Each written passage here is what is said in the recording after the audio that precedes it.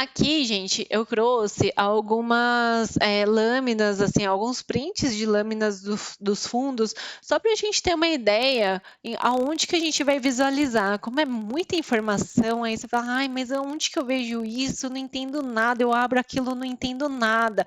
É simples, gente, a gente só precisa saber interpretar as informações e ter um parâmetro de comparação, tá? Então, aqui eu trouxe um exemplo, um print de um investimento. Então, ó, é só seguir o passo a passo mesmo, ó, contribuição mensal, R$ 1. Então, se tiver mais de R$ 1, você pode investir. Taxa de administração, 0,6% ao ano. Então, abaixo de 1%, na minha visão, é até ok, tá? Acima disso, aí começa, eu acho que fica muito caro, você começa a pagar muito. Pensa que um fundo tem várias pessoas trabalhando para comprar, para vender, para alocar, estudando o melhor local, e isso custa. Então, tem uma taxa de custo para manter esse fundo. Quando ele começa a ficar uma taxa muito alta, ele pode acabar consumindo todo o seu lucro, então não é bacana. Até de 0,6 a 1%, eu acho que é ok, tá? Taxa de administração máxima, eu particularmente, eu sempre considero esse maior para não ter erro, para não ficar com falsas expectativas. Aqui 0,65 também tá ok. E taxa de performance. Então, assim, os fundos que têm uma alta performance acima do que eles estão prometendo, então eles sempre têm um índice de referência, que normalmente é o CDI.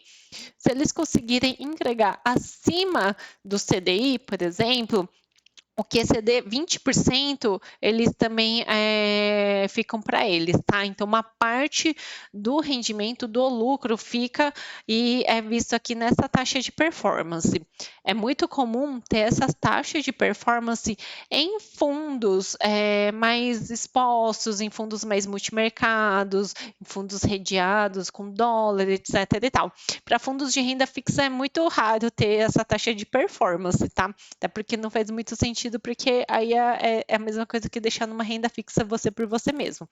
Então, tem que tomar um pouquinho de cuidado com essa taxa de performance, se ela não está muito alta, se vale a pena realmente, porque pensa assim, aqui quando tem uma taxa, tem uma performance alta, vocês pagam. Agora, se a performance for ruim, eles não vão te devolver o dinheiro, tá? Então, esse é um ponto também para vocês refletirem, tá?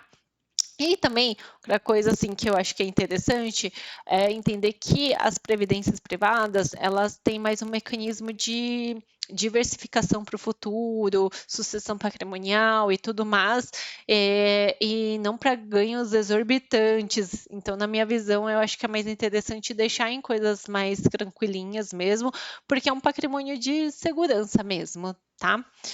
Outras informações aqui, ó, taxa de saída de carregamento usualmente agora não tem mais. Agora, se o fundo que vocês escolherem tiverem, corre. Isso daqui não é mais uma prática comum, tá? Aqui são informações, por exemplo, de resgate, tá vendo? Ó, 9 dias após a sua solicitação, faz de conta que você fez, aí você quer resgatar. Então, você tem uma carência aqui de dias, tá? Que você não pode resgatar imediatamente, fundos funcionam assim. Outros pontos de fundos ao mercado de atuação. Então, hoje os fundos, eles são fundos de investimentos mesmo, tá? Esses fundos de previdência, e eles podem ter uma diversificação muito grande de área de atuação. Então, às vezes, eles podem investir em mercado internacional, inflação, moedas. Então, se vocês, principalmente, forem construir uma carteira de previdências, assim, por exemplo, ter mais de uma previdência, o ideal é ter diversificação em mercados de atuação, tá? Não deixar todos do mesmo jeito, pegar 2 previdências de renda fixa. Não, aí dá uma variadinha para ter um pouquinho de diversificação, tá? Aqui coisas importantes também é a data de início do fundo, desde quando que ela foi lançada e como que tem sido a performance desses fundos desde que foi lançada, e o patrimônio, tá? Uma recomendação aqui pessoal é que não peguem fundos extremamente pequenos, com só alguns mil de patrimônio. Aqui é um patrimônio interessante de 4 bi, pegar fundos extremamente pequenos que acabaram de começar e que não têm histórico, eu acho um pouquinho arriscado, lembrando que é um investimento de longo prazo.